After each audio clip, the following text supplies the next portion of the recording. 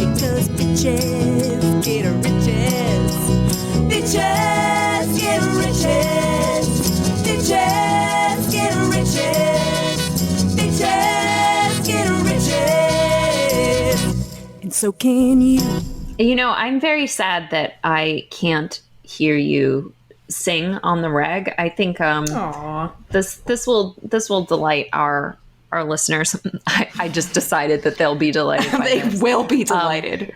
When you and I were roommates, it was always so much fun to listen to you practice songs on your guitar and to practice singing. Like, of all of the roommate noises that one can be expected to tolerate within their lifetime, that's like way over on the side of the spectrum that's like the best possible roommate noises. Aww. It's just like hearing like lovely singing, lovely music playing. Besides, like, I'm going to abuse my personal knowledge of you and your relationship. Oh, Lord. Here goes. It was you playing a guitar that brought you and your then boyfriend together. That's true. I have had one of my guitars as long as I have had my husband, because we went to the guitar store to pick it out together, and I won't repeat what he said because it was very sweet and gross, and no one wants to hear that.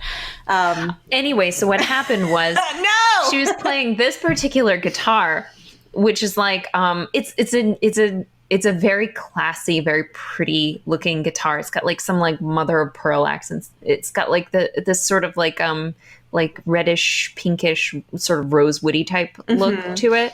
And she's strumming and she's like, I don't know. What do you think? I don't sound like boyfriend? That, you motherfucker. And he was like, I really like this one. I think it looks nice with your hair.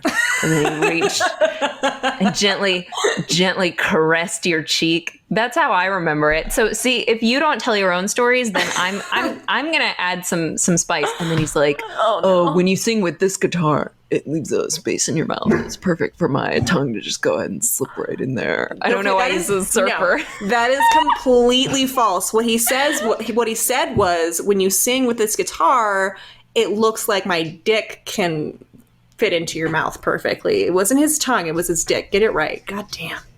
Thank you. What did he really say? He said something like, well, I don't really know much about guitars, but I really like this one because it looks kind of cool with your hair. I was right about it. Wait. Let the record reflect. Not only did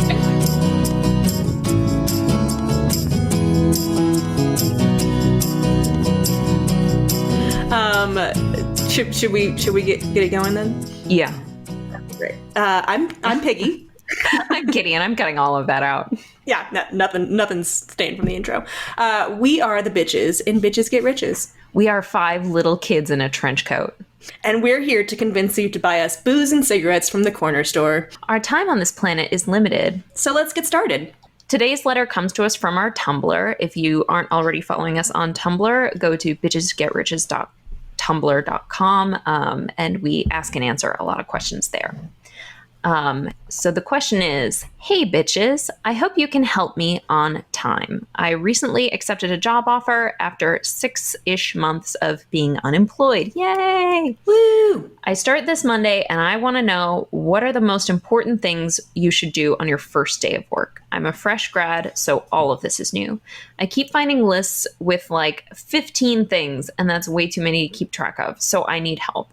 Also, one bit of advice I often saw was that I should check in throughout the day with my manager or boss. How exactly do I do this? Oh, this is a good question. This is so pure. A great question. I know, it is so pure. They just want to do a good job. We'll help you. We are here to help. Bitches to the rescue. So, first of all, like, I feel like some combination of all the like 15 things you should do on your first day of work, like that's probably all correct.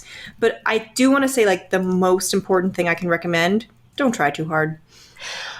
I am so glad that you said this, because you and I are on the exact same page about this. In my very first ever corporate job, one of the best possible lessons I could have learned, I learned in my very first week. And it was, to chill the fuck out and stop with the overachieving shit.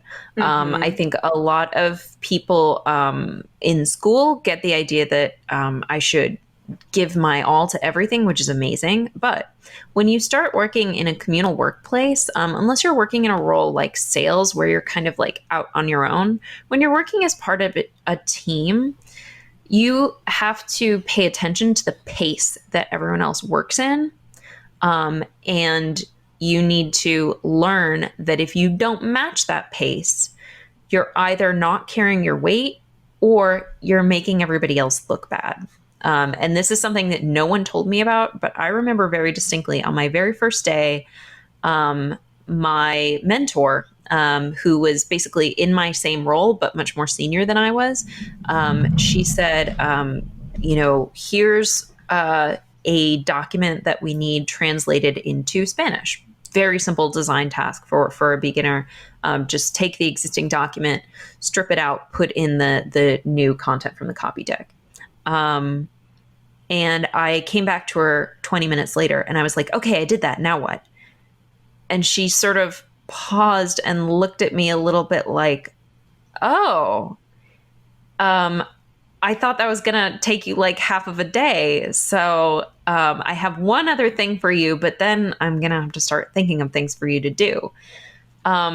So I took that as that person was telling me quite literally, that is the type of thing I expect you to spend half of a day on in the future. So the kind of stuff that maybe seems like for a student, like you're thinking about like, oh my God, the deadline is on this date, so I need to have it ready to go by this time. Like reorient yourself so that you're thinking about it more in terms of like, what is the current pace of the team and how can I match that in a way where I'm not a crazy outlier working either very slowly or very quickly. Yeah, absolutely. And that kind of ties into their final question, which was, how to check in with the boss throughout the day. Please not every couple of hours. Yeah, exactly. And I say this as somebody, I used to be the internship coordinator at my old job, and we didn't have a lot of space. So very often the intern was sharing an office with me. I had kind of an extra desk under the window, and, so they were like in my space. And I was, teaching them because they're an intern, but I also had my like regular job to do. And sometimes I would have interns who, like, as soon as they would finish each task, they'd be like, okay, I'm done with that. And it would definitely be like faster than I expected them to. And like, I would sometimes run out of like prepared things for them to do. So I'd be like, I don't know, read this chapter in this book, like read this whole manuscript, like, just like finding stuff for them to do that would give me the time to continue my job. And I do think, an internship is very different from a full-time job. And your first day at your internship is going to be a little different from your first day at, a job. But you can benefit from like spending some time, Kitty mentioned reading the company handbook, but I would say also just like familiarizing yourself with any like database or file organization or like internal server, like just like know your way around the company's God, this is gonna sound so fucking lame, like the company's internal file organization. Like my new job, which I've had for a year and a half now, so it's not really new, but like my first week was just like every time I tried to do something new, it was like, okay, I don't know where those files are located, I don't know how to find that spreadsheet, et cetera, et cetera. So I spent a lot of time just like figuring shit out and like working on the processes and learning that. And that's stuff that like someone can explain to you, but you also should, take the time to poke around and get your hands dirty and learn it yourself as well. But don't feel bad about bothering your boss. Don't feel bad about bothering your other coworkers, but definitely like try to keep that to a minimum.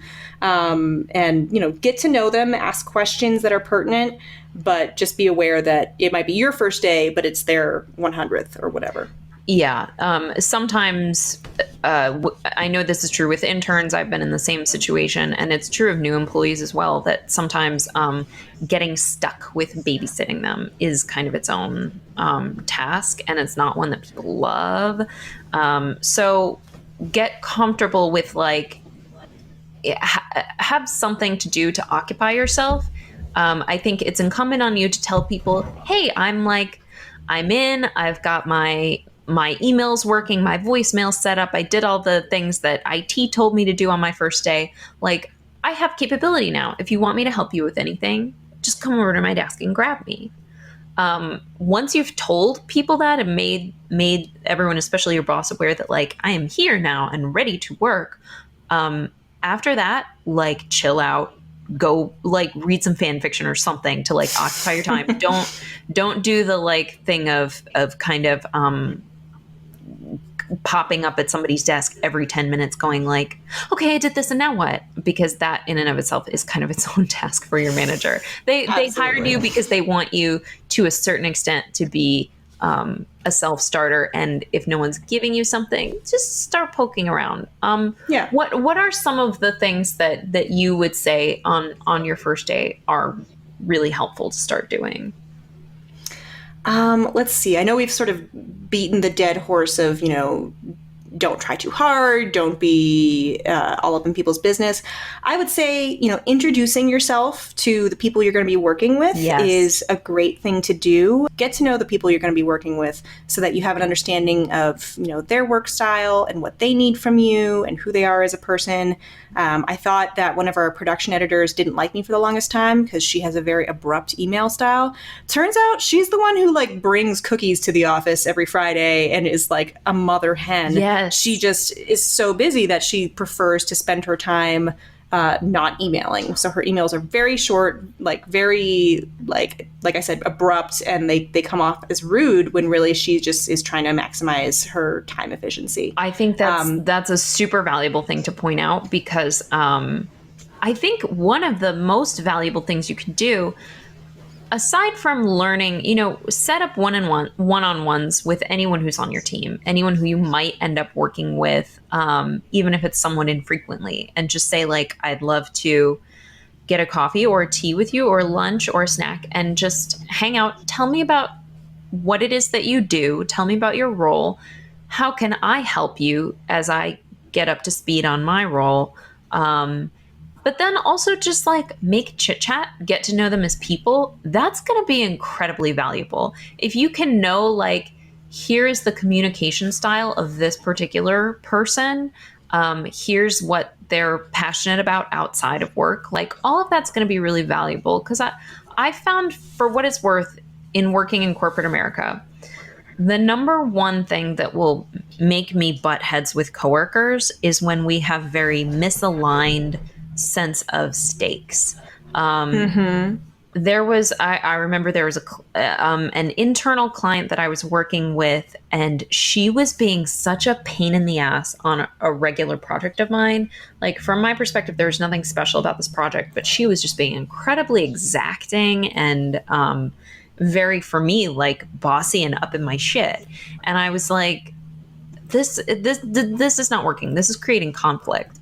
So I kind of just like got coffee with her just to sort of reset. And we ended up just chit chatting and not talking about the project. And what I learned from that chit chat was that this project represented like half of her goal for the year. So to me, it was just a regular project, but to her, it was the culmination of a massive amount of work that very much determines whether she has a budget next year, whether she has a job next year. Like it was really high stakes.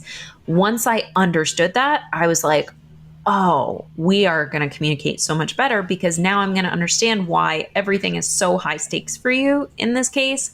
And I'm just like over here, like with my like stoner attitude, like, yeah, I guess it's good enough, whatever.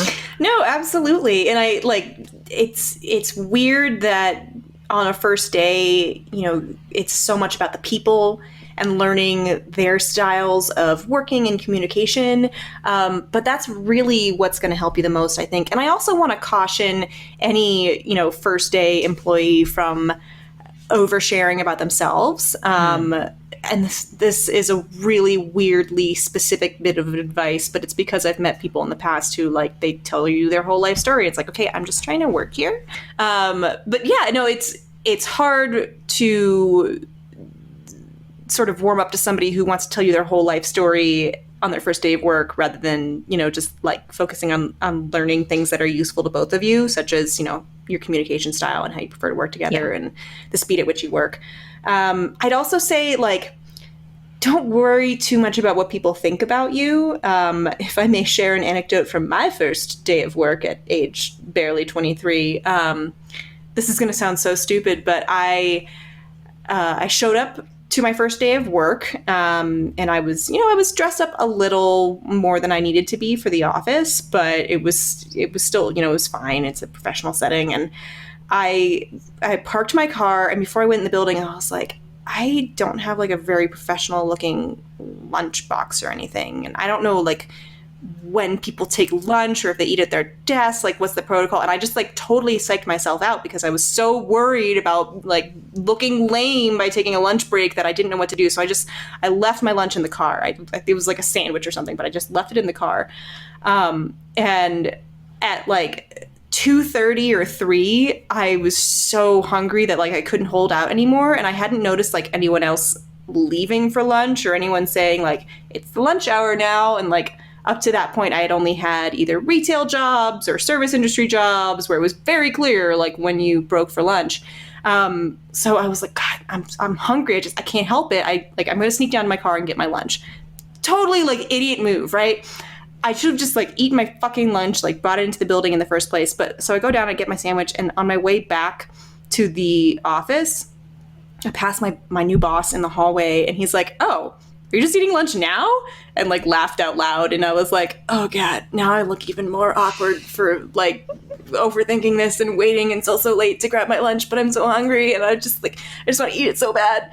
So the moral of the story is just like, just do natural human things. Don't overthink it. Nobody fucking cares when and where you eat your lunch, especially if it's an office job. Like, just calm down. It's going to be okay. Yeah. Don't let your weird anxieties get the better of you. Totally. I've definitely had those kinds of like, so like, do people ask to go to the bathroom or do they just get up and do it?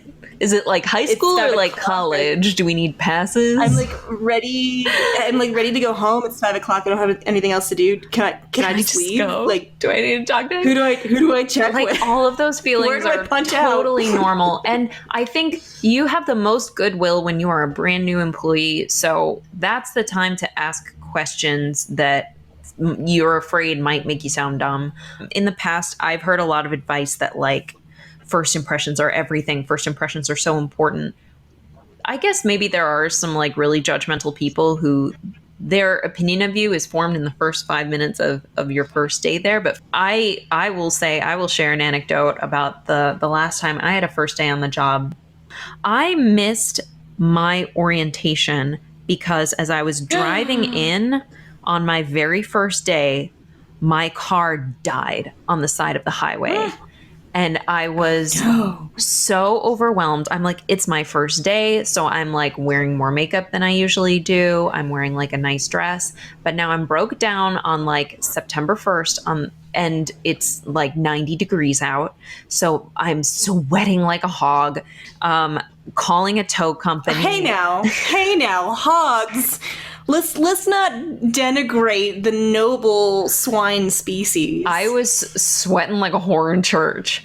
There you go. That's better. It was bad. And so I had to get towed, and I called my brand new boss, and I was like, "Hi, Mike. I'm on my way. I'm literally broke down on the side of this tollway." And he was like, "Oh my gosh, do you want me to come get you?" Like, and I was like, no. What a sweetheart. He's a nice guy. I really like him.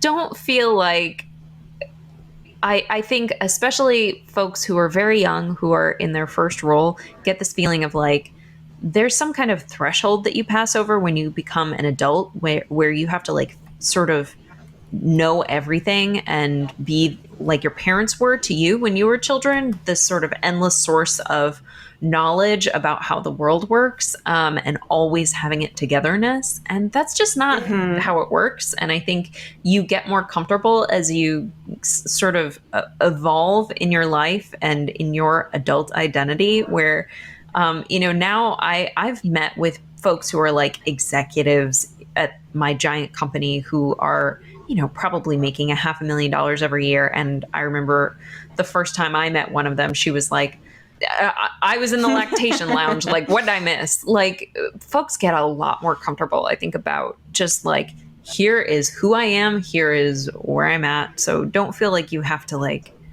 be this sort of weird, perfect automaton.